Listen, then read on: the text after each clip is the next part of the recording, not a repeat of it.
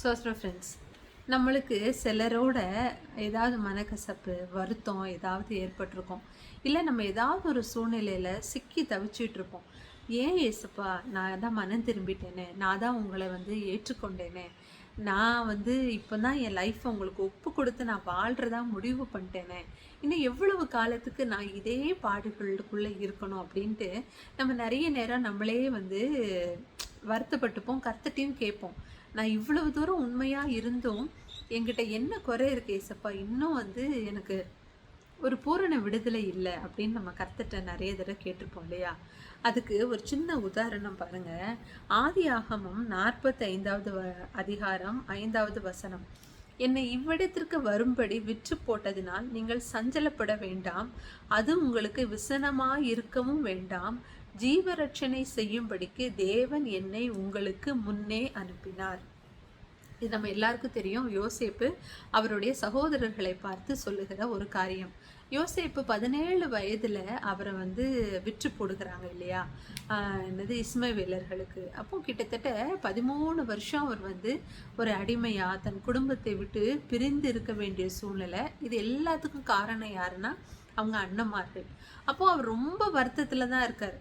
அவர் அதனால தான் அவருடைய மூத்த பையனுக்கு என்னன்னு பேர் வைக்கிறாரு, கர்த்தர் என்னுடைய என் வருத்தம் யாவையும் என் தகப்பனுடைய குடும்பம் அனைத்தையும் நான் மறக்கும்படி தேவன் பண்ணினார் என்று சொல்லி மூத்தவனுக்கு மனாசேன்னு பேர் வைக்கிறார். அப்போ பேர் வைக்கும்போது கூட என்னை இப்படிலாம் பண்ணிட்டாங்க, இனி இதை பற்றி நினைக்கக்கூடாது, ஏன்னா நான் என் லைஃப்பில் இனி பிஸியாக இருக்க போகிறேன், நான் ராஜாவுக்கு அடுத்த ஸ்தானத்தில் காரியங்கள் செய்ய போகிறேன்ட்டு அவருடைய மனம் அப்பவும் வருத்தத்தில் இருக்குது.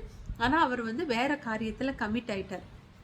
அப்போ இதுக்கப்புறமாக கூட அவர் ஒரு பெரிய ஸ்தானத்திற்கு உயர்த்தப்பட்டதுக்கு அப்புறம் கூட அவருடைய சகோதரர்களையோ அவருடைய சொந்த குடும்பத்தையோ இணைக்கும்படியாக தேவன் முயற்சியே எடுக்கல பாருங்க. 7 வருஷம் செழிப்பான காலம் முடிஞ்சு பஞ்ச வருஷத்தோடைய 2வது வருஷத்துல தான் இவங்க சகோதரர்களே யோசேப்பை தேடி வராங்க. அப்போ யோசேப்பை உயர்த்தப்பட்டு கிட்டத்தட்ட 9 வருஷம் கழிச்சு தான் அவனுடைய சகோதரர்களே வர்றதை நம்ம பார்க்குறோம். அப்போ ஏன் இந்த சூழ்நிலையை தேவன் அனுமதிக்கணும்?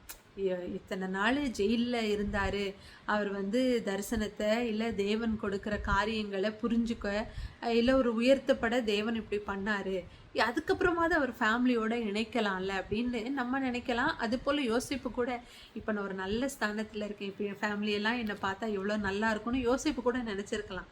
ஆனால் அப்படி தேவன் அந்த காலகட்டத்தில் யோசேப்புக்கு திரும்ப அவருடைய ஃபேமிலியோட இணைப்பை கொடுத்துருப்பாரு அப்படின்னா யோசேப்புக்கு அந்த தன் சகோதரர்களை மன்னிக்கிற இருதயம் இருந்திருக்காரு.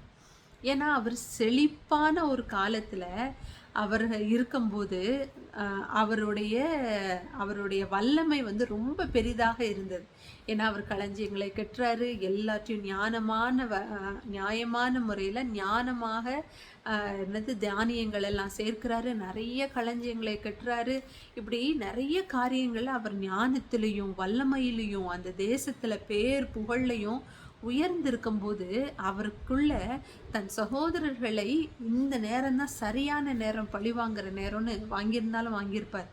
ஆனால் ஒரு பஞ்ச காலத்தில் ஒவ்வொரு தேசத்துலேருந்து ஜனங்கள் வந்து ஐயா எங்கள் மேலே இரக்கமாக இருங்க, எங்களுக்கு தானியம் கொடுங்க அப்படின்னு ஒவ்வொருத்தராக கேட்க அந்த யோசேப்புடைய இருதயம், கர்த்தர் எப்படி என்னை உயர்த்தி எவ்வளவோ பஞ்சமுள்ள எத்தனையோ பேருக்கு உதவி செய்ய வச்சிட்டாரு அப்படின்ட்டு அந்த நேரத்தில் யோசேப்புடைய இருதயம் இளகின இருதயமாக இருந்ததுனால அவர்கள் சகோதரர்கள் வரும்போது அவரால் மன்னிக்கக்கூடிய இருதயம் அவருக்கு இருந்தது.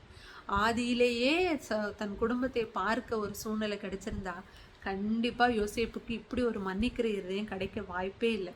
நம்ம கூட கர்த்தரால் ரட்சிக்கப்பட்டுட்டோம், ஞானஸ்தானம் எடுத்துட்டோம், அந்நிய பாஷை பேசுகிறோம், அபிஷேகம் பெற்றுட்டோம், கொஞ்சம் பக்குவப்பட்டுக்கிட்டு இருக்கோம், நம்ம எதிராளிகளை மன்னிக்கிற இருதயத்தை எனக்கு தாருன்னு கேட்குறோம், நம்ம மாறிக்கிட்டே தான் இருக்கிறோம்.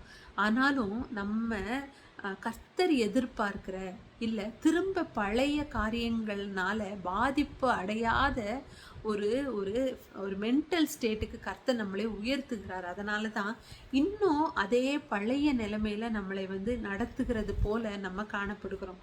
நீங்கள் இவங்க பாருங்கள், அன்னாள் அன்னாள் கூட பாருங்க, அவங்க வந்து வருஷம் வருஷம் போய் அழதான் செய்தாங்க. ஆனா அந்த வருஷம் அவங்க அழும்போது அவங்களுடைய ஜெபமே ரொம்ப வித்தியாசமா இருந்தது.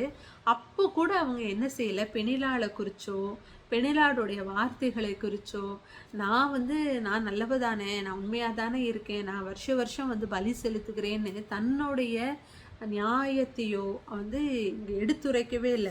ஒரு ஸ்டேஜ் வருது, ஒரு த்ரெஷ்ஹோல்டு ஸ்டேஜ். அதாவது த்ரெஷ்ஹோல்டு அப்படின்னா என்ன சொல்லுவாங்கன்னா, இந்த பர்ட்டிகுலர் டெம்பரேச்சருக்கு அப்புறம் இவ்வளவு தான் தண்ணியை சூடுபடுத்த முடியும், இதுக்கப்புறம் தண்ணியை சூடுபடுத்திட்டீங்க அப்படின்னா ஆவி ஆயிடும்.